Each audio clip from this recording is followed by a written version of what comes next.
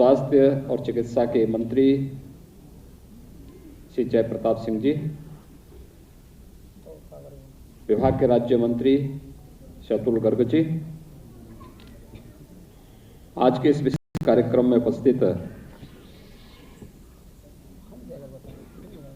सदस्य NITI Aayog doctor Vinod Paul जी, निदेशक IIT Kanpur Shri Abhay निंकर जी,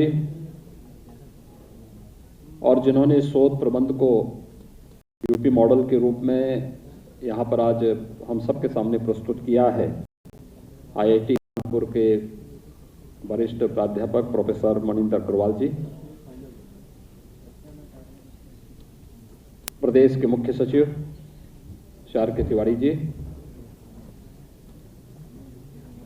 अपर मुख्य सचिव स्वास्थ्य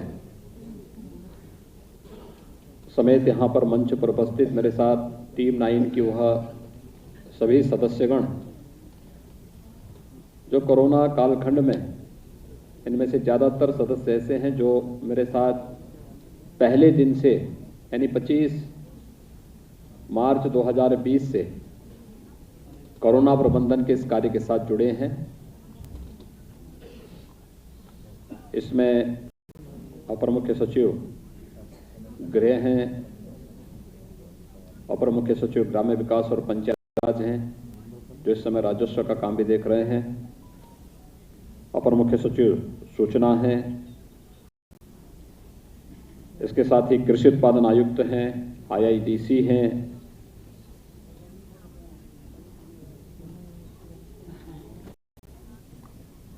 प्रदेश के पुलिस महानिदेशक हैं, और वे सभी प्रमुख सचिव चिकित्सा शिक्षा हैं। तो पहले दिन से इस पूरे कार्यक्रम के साथ मेरे साथ जुड़े हुए हैं, आज इस मंच पर उपस्थित हुए हैं। चिकित्सा स्वास्थ्य से जुड़े हुए सभी अधिकारीगण और उपस्थित भाइयों बहनों, एक साथ 2 कार्यक्रम यहां पर आयोजित हो रहे हैं। एक और हम प्रदेश के 40 लाख से अधिक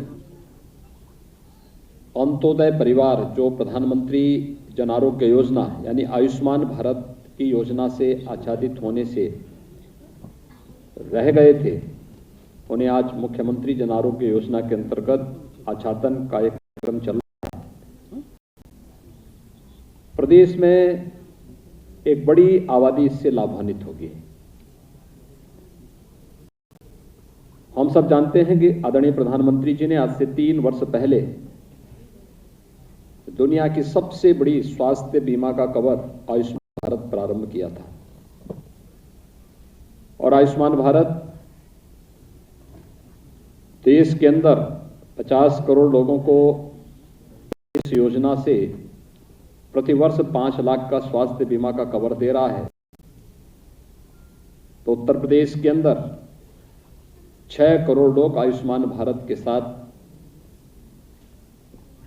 प्रत्यक्ष और अप्रत्यक्ष रूप से जुड़े हुए हैं। लेकिन चूंकि 2011 की जनगणना के उन आंकड़ों के अनुसार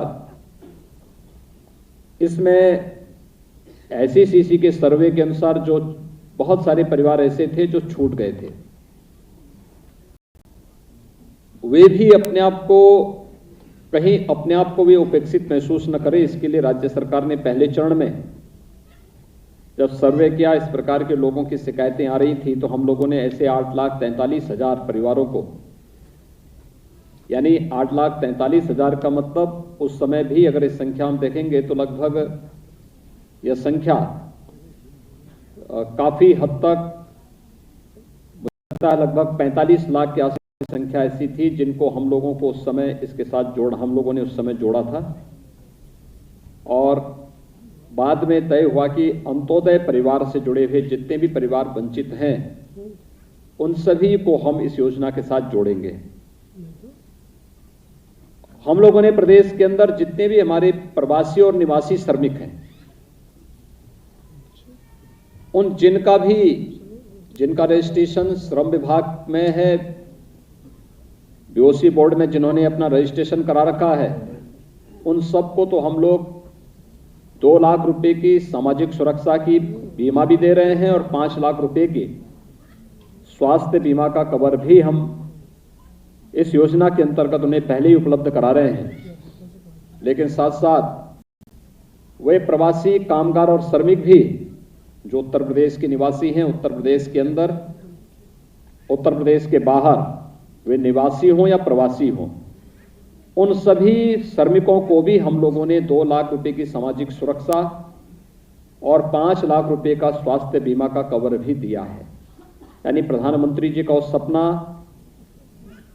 कि हर एक व्यक्ति को स्वास्थ्य सुविधा की लाभ सुविधा प्राप्त होनी चाहिए और 5 लाख रुपए की स्वास्थ्य बीमा का कवर प्राप्त होना चाहिए। सबसे बड़ी आबादी का राज्य उस लक्ष्य को प्राप्त करने की ओर तेजी से अग्रसर हुआ है। मैं इस अवसर पर आज जब प्रदेश के अंदर 40 लाख से अधिक परिवारों को ये सुविधा उपलब्ध हो रही है, जिसमें 1 करोड़ से अधिक लोग लाभान्वित होंगे, इस अवसर पर यहाँ प्रदेश की राजधानी लखनऊ में और प्रदेश के विभिन्न जनपदों में विकासखंड स्तर पर जो समारोह आज आयोजित हो रहे हैं, वहां पर उपस्थित उन सभी नागरिकों को जो आज इस सुविधा से आच्छादित होंगे, उन सबको और जो आने वाले समय में भी होंगे, उन सभी को मैं इस अवसर पर हृदय से बधाई देता हूं। उन सबको प्रति अपनी शुभकामनाएं व्यक्त करता हूं। आयुष्मान भारत ने स्वास्थ्य क्षेत्र में आम जन के मन में जागरूकता के साथ साथ उसको जीने के लिए एक नई राह दिखाई है और हर व्यक्ति के मन में एक उत्सुकता बढ़ी है। पहले वह डॉक्टर के पास नहीं जाता था, पता नहीं डॉक्टर कितना खर्चा बता देगा। मैं शहर में जाऊंगा तो कोई कॉर्पोरेट हॉस्पिटल है या बड़ा चिकित्सालय है, उसको बाहरी स्वरूप देख करके ये गरीब डर जाता था। लेकिन हम सब आभारी हैं प्रधानमंत्री मोदी जी के, जिन्होंने हर व्यक्ति को, चाहे वह किसी भी हॉस्पिटल में, इंपैनल्ड हॉस्पिटल कोई भी है, और हर बड़ा हॉस्पिटल आज के दिन पर आयुष्मान भारत में इंपैनल्ड है, वह हर व्यक्ति वहां आज अपना उपचार बेझिझक करा सकता है। 5 लाख रुपए तक की स्वास्थ्य बीमा से आच्छादित होने के बाद बेझिझक वहां अपना उपचार करा सकता है। अगर यह श्रेय किसी को दिया जा सकता है तो देश के यशस्वी प्रधानमंत्री श्री नरेंद्र मोदी जी को दिया जा सकता है। मैं इस अवसर पर जब हम 1 करोड़ नए लोगों को इस योजना के साथ जोड़ रहे हैं, तो इन सभी योजनाओं के प्रेरणा स्रोत प्रधानमंत्री मोदी जी का हृदय से आभार व्यक्त करते हुए इन सभी नए परिवारों को भी मैं इस अवसर पर अभिनंदन करता हूं। और मुझे लगता है कि विजयादशमी के अवसर पर उनकी आरोग्यता की कामना करते हुए इस योजना उनके लिए और परिवार के लिए फलदायी हो, इसके लिए मैं उन सभी को अपनी शुभकामनाएं भी देता हूं। हम सब जानते हैं हेल्थ इंफ्रास्ट्रक्चर पर प्रधानमंत्री जी का विशेष जोर रहा है। पहले देश के अंदर एम्स हुआ करता था दिल्ली में।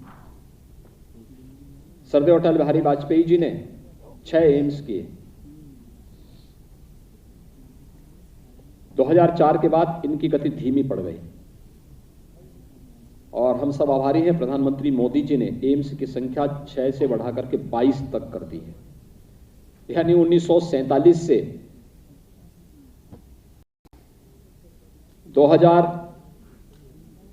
1999, 2001, 2000 तक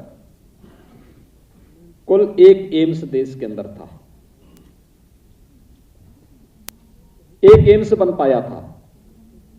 सन 2000 से 2004 के बीच में 6 एम्स पर कार्य प्रारंभ हुआ। लेकिन आज हम आभारी हैं प्रधानमंत्री मोदी जी के कि मात्र 7 वर्ष की अवधि में देश के अंदर 22 तो एम्स का निर्माण हो रहा है या वे प्रारंभ हो चुके हैं।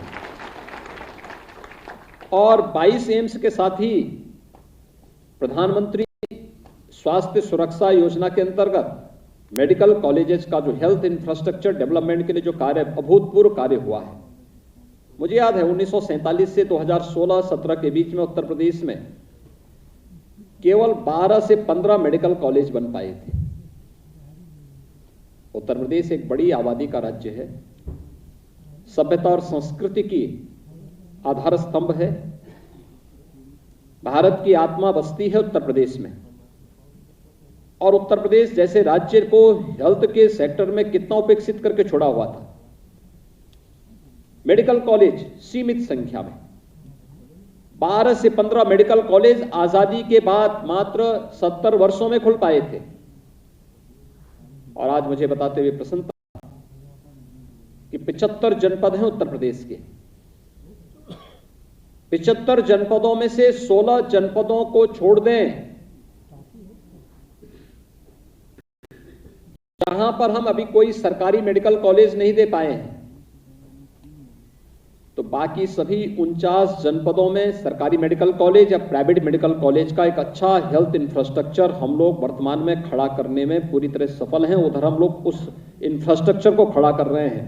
और जो 16 जनपद हैं, इन 16 जनपदों के लिए भी हम लोगों ने पीपीपी मोड पर एक स्कीम निकाल दी है कि वहां पर सरकार और निजी क्षेत्र मिलकर के मेडिकल कॉलेज की स्थापना करके हम हेल्थ इंफ्रास्ट्रक्चर को और मजबूत करेंगे। और उस दिशा में प्रदेश सरकार, यानी जब हमारा 5 साल का कार्यकाल पूरा होगा राज्य सरकार, तब प्रदेश के सभी 75 जनपदों में एक मेडिकल कॉलेज अवश्य होगा। और इस लक्ष्य के दिशा में एक नया प्रयास वर्तमान में प्रारंभ हुआ है। इसकी अहमियत क्या है? तो अहमियत इसकी यही है कि अगर हमारे पास 2014 में प्रधानमंत्री मोदी ने हेल्थ इंफ्रास्ट्रक्चर पर जोर नहीं दिया होता, तो कोरोना जैसी महामारी के दौरान हम कहां ठहरते, कहां लोगों को एडमिट करते, कहां पे स्वास्थ्य सुविधाएं उपलब्ध करवाते। आज हमारे पास उत्तर प्रदेश जैसे राज्य में 1,80,000 बेड्स हमारे पास मौजूद हैं, जो केवल कोरोना उपचार के लिए हम लोगों ने इस दौरान प्रदेश के अंदर न केवल उनको यहां पर कोविड के लिए तैयार किया, बल्कि वहां पर हम लोगों ने उतना मैन पावर भी उपलब्ध कराया। उत्तर प्रदेश जैसे राज्य में कोविड जांच की कोई सुविधा नहीं थी। जब यहां पे 6 मार्च को पहला उत्तर प्रदेश के अंदर कोविड का पहला पेशेंट सामने आया था, पहला पॉजिटिव केस आया था, हमारे पास टेस्ट की सुविधा नहीं थी। हमें एनआईवी पुणे भेजना पड़ा था, पेशेंट को सफदरजंग दिल्ली भेजना पड़ा था, नोएडा में आए थे, इसके बाद उनको भी वहीं भेजना पड़ा था। और हमारे पास पहली टेस्ट लैब स्थापित हुई थी केजीएमयू लखनऊ में, और ये हुई थी 23 मार्च 2020 को, जिसमें केवल 72 टेस्ट प्रतिदिन हम कर सकते थे। उस समय हम लोगों को बड़ी मशक्कत करनी पड़ती थी। मैं स्वास्थ्य विभाग से कहता था कि नहीं, स्वास्थ्य विभाग को भी, चिकित्सा शिक्षा विभाग को भी। हमने कहा इसको 72 को आगे बढ़ाइए। कहते साहब 72 पर्याप्त है। मैंने कहा नहीं, पर्याप्त नहीं है, इसको तत्काल पहले 100 कर दीजिए। 100 जिस दिन हुआ, मैंने कहा इसको 1000 तक पहुंचाइए। कहा कोई आवश्यकता नहीं। मैंने कहा नहीं, बढ़ाइए।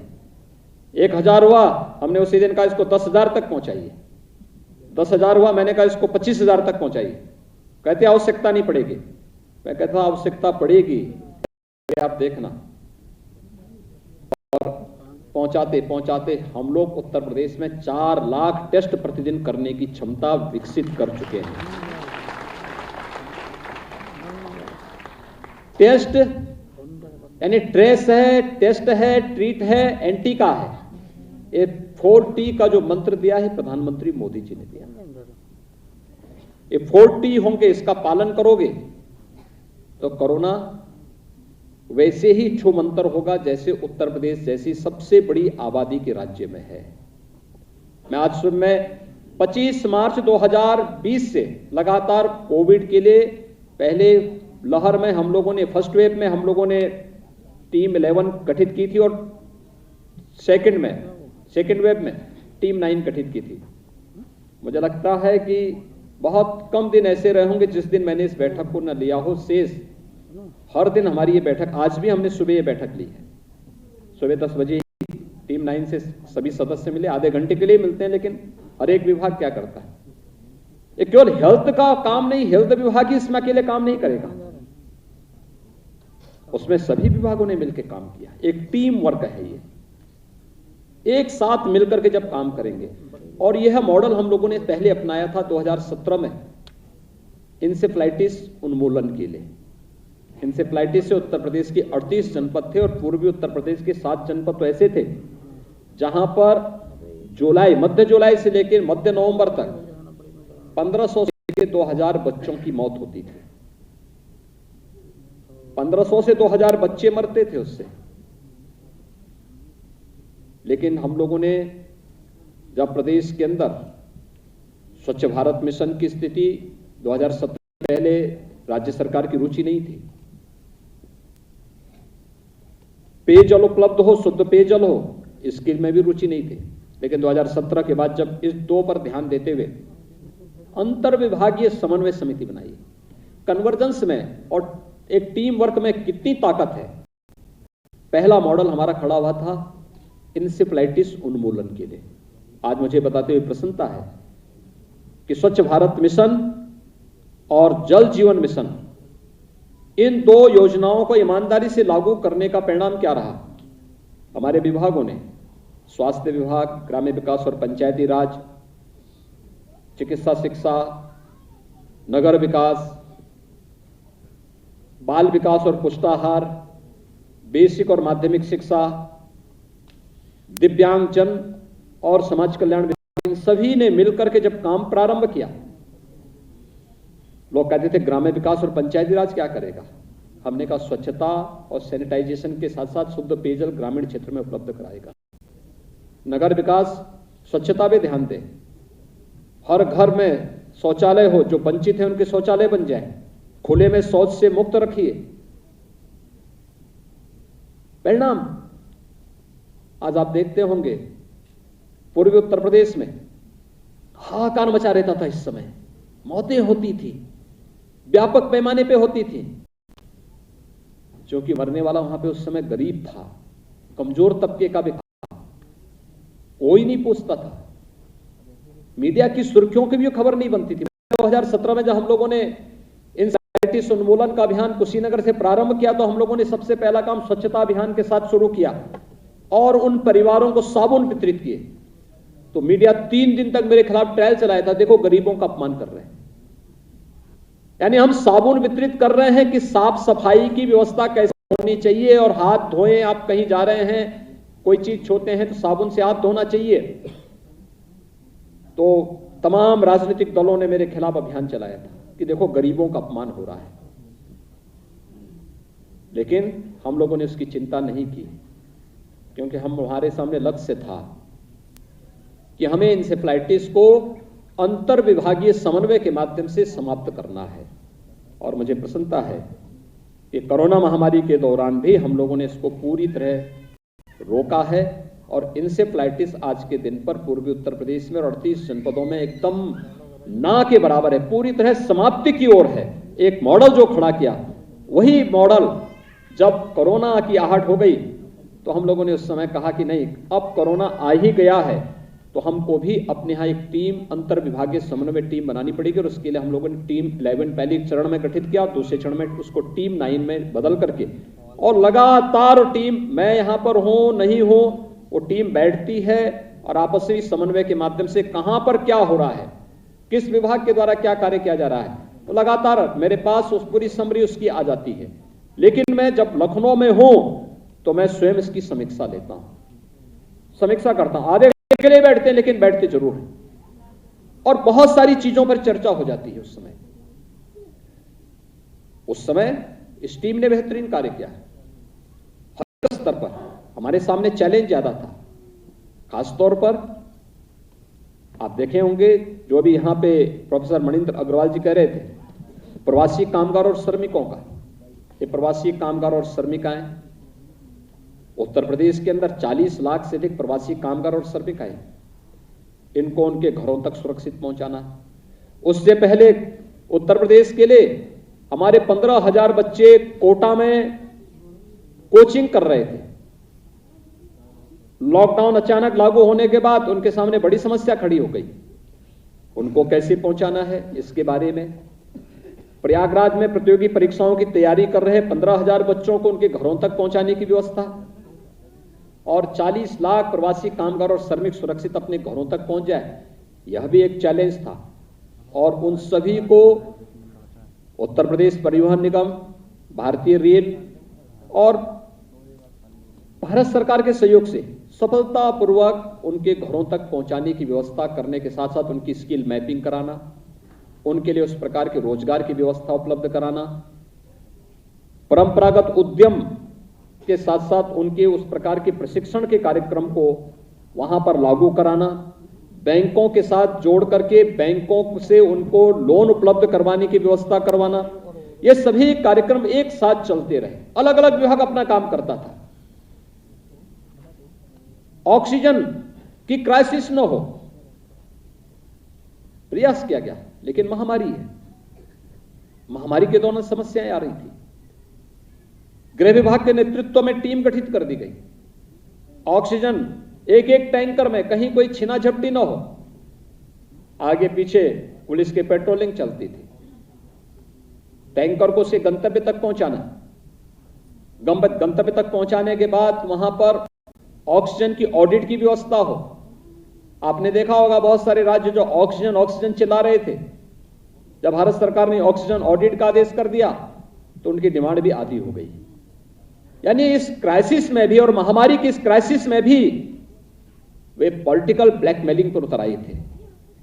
लेकिन जब टेक्नोलॉजी का उपयोग करते हुए उन लोगों से कहा गया कि नहीं, आप इसका पालन करिए, हम पर्याप्त ऑक्सीजन उपलब्ध करवाएंगे, भारतीय वायुसेना के विमान उपलब्ध कराए गए, भारतीय रेल के माध्यम से ऑक्सीजन के टैंकर आने लग गए, विभिन्न उद्योग जगत ने मुक्त हस्त से इसमें सहयोग किया।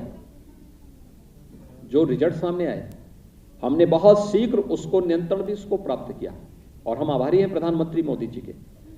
उत्तर प्रदेश को पीएम केयर से 127 ऑक्सीजन प्लांट उपलब्ध हुए, उसमें से 124 हम लोग प्रदेश के अंदर विभिन्न मेडिकल कॉलेज और हॉस्पिटल्स में अब तक लगा चुके हैं। कुल 549 यानी लगभग 549 ऑक्सीजन प्लांट हमारे प्रदेश के अंदर लगने हैं, जिनमें लगभग हम लोग 497 ऑक्सीजन प्लांट अब तक स्थापित कर चुके हैं। और ये ऑक्सीजन में भी आत्मनिर्भरता की दिशा में हम लोगों ने कदम बढ़ाया। फर्स्ट वेव में हम लोगों ने उद्योग धंधे को पूरी तरह लॉकडाउन के कारण पहले चरण में बंद किया था 2 महीनों के लिए, लेकिन लगा कि नहीं, जीवन और जीविका दोनों को बचाना है। प्रधानमंत्री जी ने मंत्र दिया कि जीवन और जीविका को बचाना है। सेकेंड वेव में हमने कहा कोई उद्योग बंद नहीं होगा, कोई कार्यालय बंद नहीं होगा, हर एक जगह कोविड हेल्प डेस्क बने, कोविड केयर सेंटर भी बने, जहां 5-10 से कम कर्मचारी हैं वहां कोविड हेल्प डेस्क बनाए, इंफ्रारेड थर्मामीटर रखें, पल्स ऑक्सीमीटर रखें, आवश्यकता पड़ने पर ऑक्सीजन कंसंट्रेटर भी रखें। जहां पे 10 से अधिक कर्मी काम कर रहे हैं उनके लिए कहा गया कि वह कर्मचारी और श्रमिकों की संख्या के अनुपात में बेड्स भी रखेंगे। अगर उनके पास 25 तक कर्मचारी हैं या श्रमिक हैं तो वह कम से कम 2 बेड का कोविड केयर सेंटर वहां स्थापित करें, ऑक्सीजन कंसंट्रेटर भी रखें, हेल्प डेस्क भी बनाएं। वहां पे उनके पास इंफ्रारेड थर्मामीटर होना चाहिए, पल्स ऑक्सीमीटर होना चाहिए, मास्क होने चाहिए। आपके पास ठीक है तो बताइए, नहीं तो हम राज्य सरकार से उपलब्ध कराते हैं, सीएसआर से उपलब्ध कराते हैं। और हर एक विभाग ने, औद्योगिक विकास विभाग उसको देख रहा था, एमएसएमई अपने विभाग को देख रहा था, जो बाहर से आने वाले श्रमिक हैं या प्रदेश के अंदर भी जिसको अपने स्वयं के कारोबार को आगे बढ़ाना है।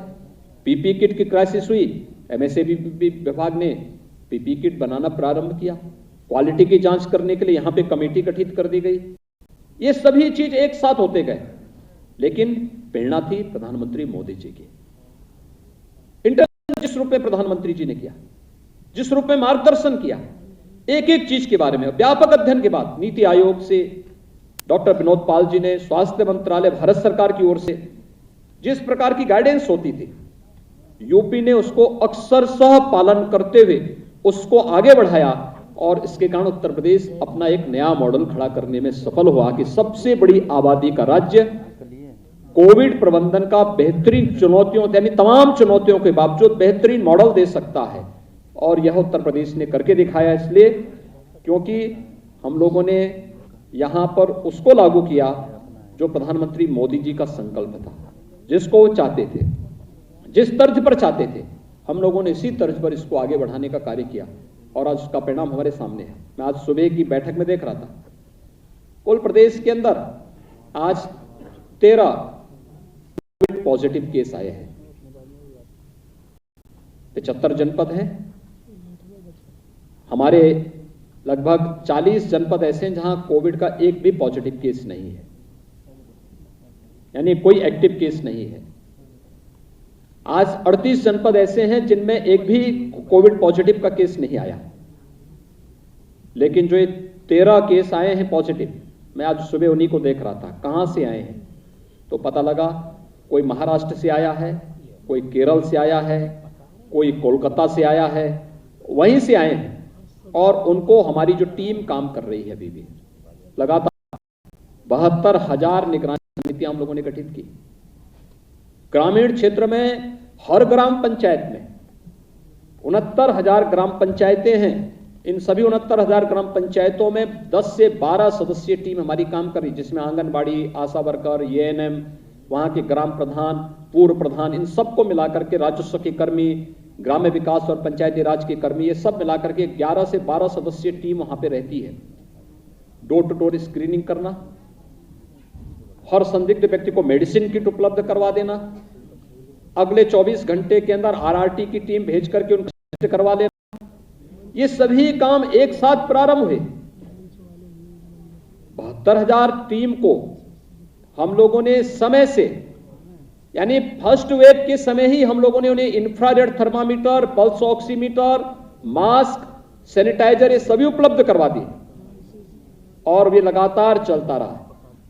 सेकेंड वेव के बाद जब डॉक्टर मनिंदर अग्रवाल का ही पहले एक बार आया कि थर्ड वेव तो आकर के रहेगी, हम लोगों के लिए चिंता का विषय बना है। नीति आयोग ने भी कहा कि थर्ड वेव आएगी, सभी लोग चौकन्ना रहिए।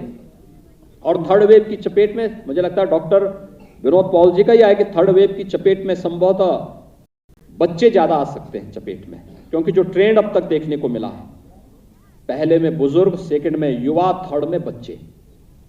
तो इसको देखते हुए हमारी टीम ने विचार किया, हमने यहां पे एक एक्सपर्ट कमेटी गठित की और हमने जून में ही बच्चों की भी, यानी 1 से लेकर के 5, यानी 0 से 1, 1 से 5, 5 से 12, 12 से 18, इस एज ग्रुप को भी 4 वर्गों में विभाजित करके उनकी मेडिसिन किट भी हम लोगों ने गांव-गांव तक और हर मोहल्ले तक पहुंचाने का काम अपनी निगरानी समिति के माध्यम से किया।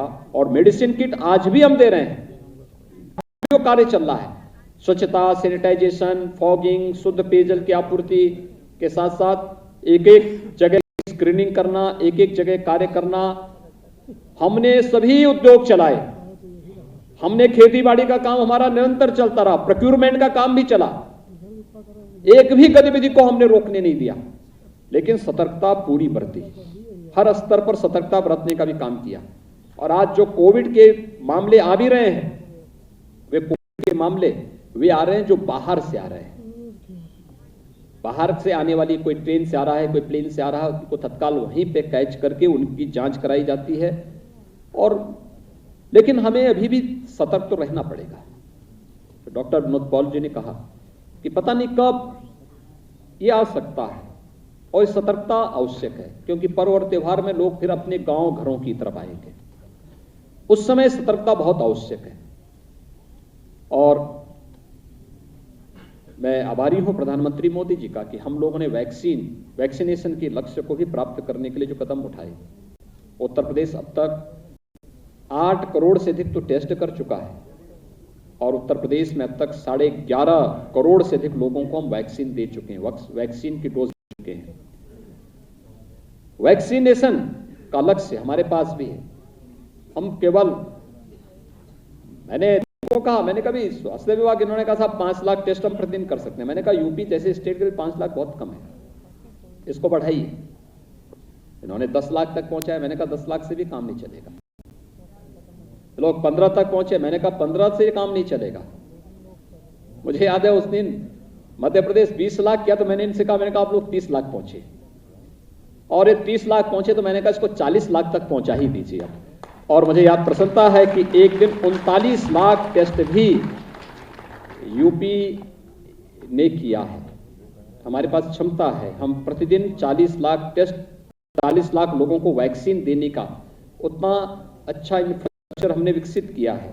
वैक्सीनेशन सेंटर पे कोई भी जाता है, मुझे मैं हर तबके के व्यक्ति से मिलता हूं, मिला भी हूं, हर व्यक्ति कहता साहब हम लोग जहां गए किसी भी प्राइवेट हॉस्पिटल से अच्छी व्यवस्था हमें सरकारी व्यवस्था में देखने को मिली। आते हैं वहां पे, पहले उनको वहां पर रिसीव करने के लिए लोग रहते हैं, उनको बिठाया जाता है एक वेटिंग एरिया में। जैसे उनका नंबर आता है वैक्सीन देने के बाद फिर ऑब्जर्वेशन एरिया में बैठते हैं आराम से। किसी को अखबार पढ़ना है, किसी को कोई आवश्यकता, वहां बैठ करके आधा घंटा वेट करके फिर वे लोग अपने घर की तरफ जाते हैं। और बहुत अच्छे ढंग से ये कार्यक्रम प्रदेश के अंदर चल रहा है, लेकिन हमें अभी भी सतर्कता तो बरतनी पड़ेगी। तो प्रधानमंत्री जी बार बार कहते हैं 2 गज की दूरी और मास्क जरूरी है। पर्व और त्योहार आ रहे हैं, अतिरिक्त सतर्कता बरतने की आवश्यकता है। बाहर से अतिथि आएंगे, लोग अपने गांव और घरों के लिए आएंगे, उसमें अतिरिक्त सतर्कता की आवश्यकता हम सबको पड़ेगी। और मुझे लगता है कि हर एक तबके के व्यक्ति को इसके बारे में बहुत ही सावधान होना होगा। मैं IIT कानपुर को धन्यवाद दूंगा, क्योंकि मैं हमेशा इस बात पे, प्रधानमंत्री जी भी इस बात को कहते हैं, आप जो भी करते हैं उसको आने वाले समय के लिए भी रखिए, सजो करके रखिए, उसको डॉक्यूमेंटेशन करिए। और मैं इस टीम से कहता हूं कि आप अपनी उसको डॉक्यूमेंट तैयार करिए। इसका कैसे हो सकता है? मुझे याद है फर्स्ट वेव के समय जॉर्ज हॉकिंस विश्वविद्यालय ने हमारे इस पूरे प्रवासी कामगार और श्रमिकों के मॉडल को अध्ययन किया था।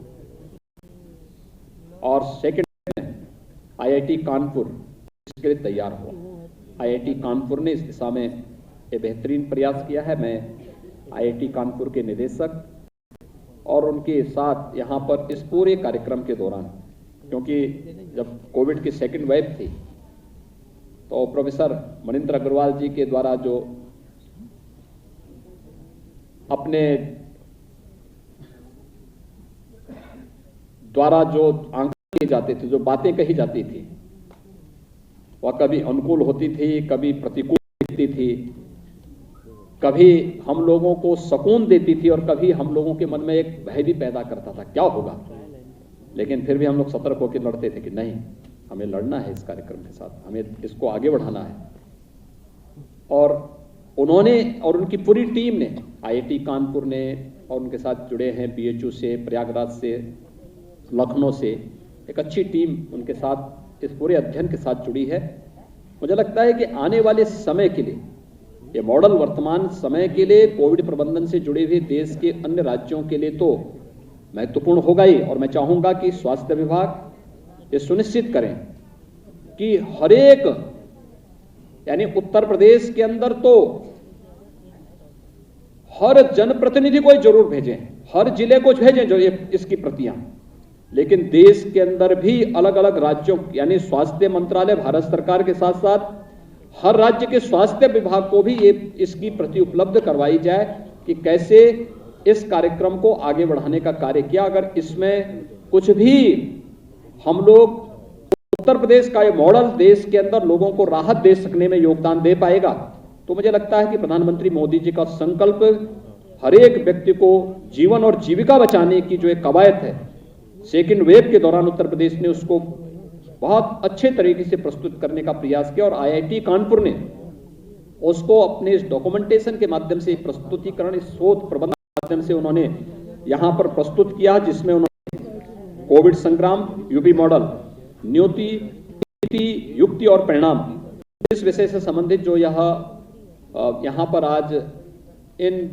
2 यूपी मॉडल से संबंधित पुस्तकों का, उसका हिंदी और अंग्रेजी दोनों वर्जन का आज यहाँ पर एक साथ विमोचन हुआ है। मैं इसके लिए IIT कानपुर को और उनकी पूरी टीम को हृदय से धन्यवाद देता हूं, उनका अभिनंदन करता हूं। मैं इस अवसर पर स्वास्थ्य विभाग और उनकी पूरी टीम को भी हृदय से धन्यवाद देता हूं कि आज एक साथ प्रदेश के अंदर 1 करोड़ से अधिक लोग जो अंत्योदय कार्ड धारक थे और आयुष्मान भारत से वंचित थे, वे सभी लोग आज इस योजना के साथ जुड़ रहे हैं। समय से इस अभियान को आगे बढ़ाएं। गोल्डन कार्ड तेजी के साथ आगे करने की आवश्यकता है। जो हमारा हर रविवार के दिन आरोग्य मेला लगता है हर प्राथमिक स्वास्थ्य केंद्र पर, उस प्राथमिक स्वास्थ्य केंद्र पर हर उस व्यक्ति को जो इस योजना से आच्छादित होना चाहता है उसका गोल्डन कार्ड जरूर बने। यद्यपि सरकारी हॉस्पिटल में हमारे यहां फ्री में उपचार की सुविधा है और इसी लालच से बहुत सारे लोग अपना गोल्डन कार्ड नहीं बनाते, लेकिन मुझे लगता है कि उसको बनाना चाहिए और इस सुविधा के साथ जुड़ना चाहिए। अधिक से अधिक लोग इससे लाभान्वित हो सकेंगे। हमें इसका लाभ, इसको आगे बढ़ाना चाहिए।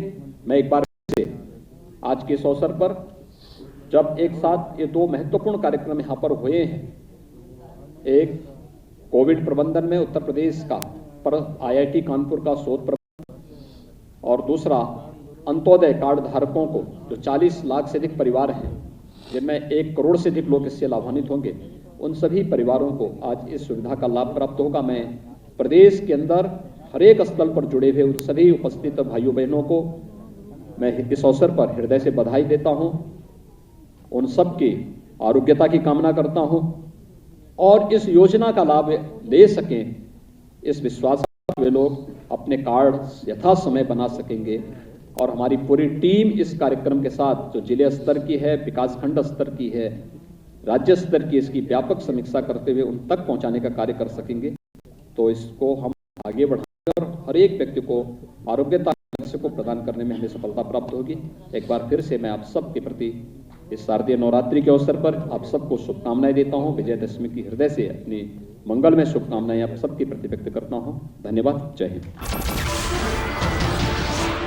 नमस्कार, मैं हूं मानक गुप्ता। अगर आपको हमारा ये वीडियो पसंद आया हो तो इसे लाइक और शेयर जरूर करें और हाँ, हमें सब्सक्राइब और फॉलो करना ना भूलें ताकि आप देश और दुनिया की कोई खबर मिस ना करें। तो जुड़े रहिए हमारे साथ और देखते रहिए News 24।